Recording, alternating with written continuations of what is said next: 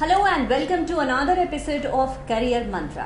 दोस्तों, करियर मंत्रा हमारा एक ऐसा करियर बेस्ड शो जहां हम हर एपिसोड में आपके लिए लाते हैं जानकारी एक नए करियर ऑप्शन की। तो आज के हमारे इस एपिसोड में जो करियर ऑप्शन हम डिस्कस करने जा रहे हैं वो भी है एक बहुत ही सॉट आफ्टर करियर। पिछले कुछ सालों में बायोटेक्नोलॉजी एक बहुत ही उम्दा करियर ऑप्शन के रूप में उभरा है। तो आज हम आपको जानकारी दे रहे हैं बायोटेक्नोलॉजी के बारे में। और आज के हमारे इस एपिसोड में हमारे साथ मौजूद हैं डॉक्टर सुनीता राव, जो कि असिस्टेंट प्रोफेसर हैं बियानी कॉलेज में, डिपार्टमेंट ऑफ बायोटेक्नोलॉजी में। डॉक्टर सुनीता, आपका बहुत बहुत स्वागत है आज के हमारे इस एपिसोड में। Thank you so much. तो हम आपसे जानना चाहेंगे बायोटेक्नोलॉजी एज अ करियर के बारे में। उसके लिए सबसे पहले हमारा जानना, हमारे दर्शकों का जानना जरूरी है कि बायोटेक्नोलॉजी असल में होता क्या है। तो आपसे सबसे पहले एक बेसिक सवाल कि बायोटेक्नोलॉजी क्या है। बिल्कुल आपका ये सवाल बनता है, क्योंकि जहाँ से इस फील्ड की स्टार्ट हुई है वो कॉमनली बायोलॉजी से ये हमारा फील्ड निकला है।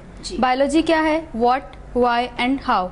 कि कोई सिस्टम कैसे बना, कैसे डेवलप हुआ, कैसे एक लोअर ऑर्गेनिज्म से हायर ऑर्गेनिज्म मतलब ह्यूमन बीइंग बने, तो ये सब की स्टडी, कैसे ये सारा नेचर बना, ये सब स्टडीज हमारी बायोलॉजी फील्ड में आती हैं। इसी का एक इंटरडिसिप्लिनरी सेक्शन है बायोटेक्नोलॉजी। एक बार जब हमने सब चीज़ों का इन्फॉर्मेशन गैदर कर ली कि एक लोअर से हायर ऑर्गेनिज्म बना, कैसे हमारा ह्यूमन बीइंग का प्लांट सिस्टम काम करता है, कैसे प्लांट सिस्टम काम करता है, कैसे वो रूट से वाटर लेता है, वाटर के बाद में फ्लावर्स आते हैं, कैसे एक ह्यूमन ऑर्गेनिज्म एक डाइट लेता है, डाइट से एनर्जी बनती है, और कैसे उस एनर्जी से हम अपनी डे टू डे लाइफ में अपना काम करते हैं। इन सब चीज़ों की इन्फॉर्मेशन जब गैदर हो गई तो अब काम बायोटेक्नोलॉजी का आता है। बेसिकली बायोटेक्नोलॉजी किसी भी प्रोसेस और किसी भी इंफॉर्मेशन का ह्यूमन अप्लाइड प्रोडक्ट को प्रोड्यूस करने के लिए एक फील्ड है। फॉर एग्जाम्पल मैं आपको एक छोटा सा एग्जाम्पल देती हूँ। इन्हीं कुछ सालों में सब लोगों ने बीटी कॉटन का नाम बहुत ज़्यादा सुना कि बीटी कॉटन है, बीटी कॉटन है। कॉमन पीपल, कॉमन फार्मर्स में अगर पूछने जाऊँ तो उसे इस चीज़ से मतलब नहीं कि बीटी क्या है। उसको काम सिर्फ इस चीज़ से है कि मैं जो सीड या कोई भी बीज बाजार से खरीद के लाया हूँ, मुझे वो उम्दा फसल दे।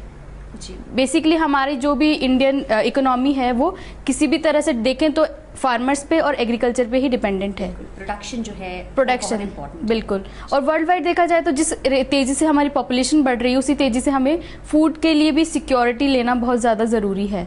तो बीटी कॉटन को मैं एक छोटा सा उदाहरण है। इसके अलावा लाखों हज़ारों ऐसे प्रोडक्ट हैं जो सोसाइटी में भी आ चुके हैं, जो नेचर में भी आ चुके हैं, जिनको हम यूज़ कर रहे हैं हमारी डे टू डे लाइफ में। वो सब बायोटेक्नोलॉजी की देन है। बीटी कॉटन बेसिकली एक ऐसा वायरस है जिसे बॉल वॉर्म बोला जाता है जी। नॉर्मल सीड से अगर किसान फसल उगाता है तो ये बॉल वॉर्म जाके उसके सारे कपास की फसल को वो खराब करता है, क्योंकि उसमें वो प्लांट में वो रेजिस्टेंट जीन नहीं है इस बैक्टीरिया के खिलाफ या इस वॉर्म के खिलाफ। तो हमने क्या किया, बेसिकली बायोटेक्नोलॉजिस्ट ने क्या किया, जो वॉर्म उस प्लांट को इफेक्ट कर रहा है उसी का जीन निकाल के प्लांट के जीन के साथ में इंटीग्रेट करा दिया। अगर तो बेसिकली अब जब भी वॉर्म उसको इफेक्ट करने जाएगा तो वो कभी भी उसमें, क्योंकि प्लांट भी अब एक ऐसा टॉक्सिन बनाने लग गया है जो कि उस वॉर्म को खत्म कर सकता है। और ये सब कुछ मुमकिन हुआ है बायोटेक्नोलॉजी के कारण, क्योंकि वो जो टेक्नोलॉजी है, मतलब लाइफ को जो है हमने लाइफ से कहीं ना कहीं टेक्नोलॉजी की जोड़कर अपने लिए एक बेहतर उपाय, बिल्कुल बेहतर लाइफ जो है हमने अपने लिए स्थापित की है। जिस दिन से बीटी कॉटन का इवोल्यूशन हुआ है उससे पहले किसानों की हालत बहुत ख़राब थी। आप इजीली किसी भी कॉमन न्यूज़पेपर में पढ़ सकते हैं कि बहुत छोटा सा एक चीज़ आता है, सीजनल हुआ है ये, अगर ड्रॉट के कारण फसलें खराब हो गई या ज्यादा गर्मी के कारण खराब हो गई पड़ने के कारण, बिल्कुल एक बहुत नॉर्मल सुसाइड केसेस जो फार्मर्स का वो बहुत ज्यादा रेशियो है हमारे इंडिया में। तो कुछ चीजें ऐसी हैं जो उनको प्रिवेंट करने के लिए, उनको बचाने के लिए, कैसे ऐसी कुछ क्रॉप्स हैं जो ड्रॉट रेजिस्टेंट है, पानी नहीं भी बरसेगा तो भी वो अपनी फसल को उतना ही उसका बोलें कि प्रोडक्शन करवा पाएगा, क्योंकि उसमें वो ड्रॉट रेजिस्टेंट जीन है कि प्लांट को पानी की जरूरत ही नहीं पड़ेगी। और भारत तो वैसे ही कृषि प्रधान देश है। यहाँ पर तो बहुत ज़्यादा ज़रूरी है कि जो भी डेवलपमेंट किया जाए यदि उस लेवल पे किया जाए, एग्रीकल्चर जो है अगर हमारा प्रॉब्लम फ्री होगा तो मेरे ख्याल से जो देश का विकास है वो बहुत ही ज़्यादा तेज गति से होगा। निश्चित है कि बायोटेक्नोलॉजी अपने आप में बहुत ही इम्पोर्टेंट फील्ड है। Definitely ma'am. एक छोटा सा उदाहरण और देना चाहूँगी मैं आपको। फॉर एग्जाम्पल किसी को किडनी की ज़रूरत है, ठीक है, बहुत बड़ी प्रॉब्लम नहीं है, बहुत कॉमन केसेस हैं कि हर 1000 में से 5 या 10% लोग ऐसे होंगे जिनको कि किडनी फेलियर बोले या उनको बहुत फ्रिक्वेंटली डायलिसिस पे जाना होता है। तो उन सब फील्ड में हमें अगर कोई डोनेट करने वाला ना मिले तो क्या करेगा वो इंसान? क्या वो dialysis is not a long term process, आप उसको 3 साल कवर कर सकते हैं, 5 ईयर अपनी एज को बढ़ा सकते हैं, लेकिन not a permanent solution of the kidney failure. तो उस चीज़ के लिए अगर यही किडनी किसी पिग या किसी ऐसे ही कॉमन जीन स्ट्रक्चर वाले ऑर्गेनिज्म में बनाया जाए और वो ह्यूमन बीइंग में ट्रांसप्लांट हो रही हैं और करवाई जाए, तो कौन मना करेगा?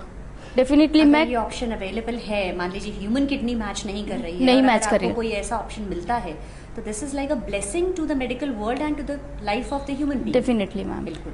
तो ये है जो डे टू डे लाइफ में किस तरह से रोज ऐसे प्रोडक्ट आ रहे हैं मार्केट में, तो वो सब बायोटेक्नोलॉजी बेस्ड है। तो यही मैं एक कॉमन बताना चाहूंगी कि बायोलॉजी और उसके साथ जुड़ने वाले वर्ड टेक्नोलॉजी का क्या मिरेकल है इस वर्ल्ड में। ये आपने बहुत ही सही और बहुत ही अच्छे तरीके से हमें समझाया है कि जो बायोलॉजी है, जब उसमें टेक्नोलॉजी का इनपुट हो जाता है, जब ये दो चीजें मिल जाती हैं, तो जो एक प्रोडक्ट बायोटेक्नोलॉजी जो आता है वो वाकई it's very good for mankind also and for the whole population also. जी, अब हम आपसे जानना चाहेंगे कि बायोटेक्नोलॉजी का रोल क्या है इन दिस वर्ल्ड, बायोटेक्नोलॉजी क्यों इतना उभर के आ रहा है? बेसिकली मैम, जिस चीज़ का कोई कभी इंसान को जब कोई प्रॉब्लम फेस होती है तो ही वो उसका सोल्यूशन ढूंढने चलता है। जी। ऐसा नहीं है कि प्रॉब्लम या तो किसी की क्रिएट की हुई है। मैं नहीं बात करती कि लोग बहुत एजुकेटेड हैं इस करंट सिनेरियो में, मैं नहीं बोलती हूँ कि बहुत लोग अवेयर हैं।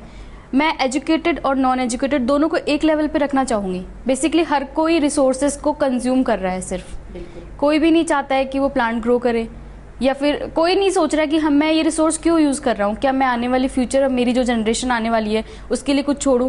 बेसिकली ये एजुकेटेड नॉन एजुकेटेड दोनों के लिए इक्वल लेवल चल रहा है इस वक्त। हर कोई हमारे वाटर रिसोर्सेज हों, एनर्जी रिसोर्सेज हों, किसी भी नेचुरल रिसोर्सेज हैं, उनका कंजम्पशन तो बढ़ ही रहा है, हम उनको कंज्यूम कर रहे हैं, लेकिन ब्रॉडली दूर का विजन रख के ये नहीं सोच रहे हैं कि किस तरह से हमें उसमें कंट्रीब्यूट करना है। डेफिनेटली मैम, बिल्कुल। तो उस फील्ड में कि कैसे हम प्रेजेंट प्रॉब्लम्स जो हमारी बढ़ रही हैं, डेफिनेटली रोज एलर्जिक प्रॉब्लम्स बढ़ रही हैं, क्योंकि कुछ चीज़ें ऐसी हैं जो नेचर में आ रही हैं, जैसे जैसे सीन में आ रही हैं, तो वो कोई ना कोई एक ऐसा इफेक्ट छोड़ रही है जिसका कोई सोल्यूशन नहीं है। तो इन सारी प्रॉब्लम्स का सोल्यूशन, और किस तरह से जो हम नेचर के खिलाफ हमने एक जंग छेड़ रखी है कि बिल्कुल नेचर को ख़त्म करना है, तो उस नेचर को बचाने के लिए जो ये फील्ड है बायोटेक्नोलॉजी, ये अपना डेफिनेटली कंजर्वेशन में बहुत बड़ा रोल प्ले कर रहा है। कैसा भी काफ़ी तरह के फील्ड्स हैं जो डिफरेंट इंटरडिसिप्लिनरी ब्रांच है, तो हर कोई अपनी एक स्पेसिफिक फील्ड में काम करके हमारे नेचर को प्रोटेक्ट करने का काम कर रहे हैं। जी,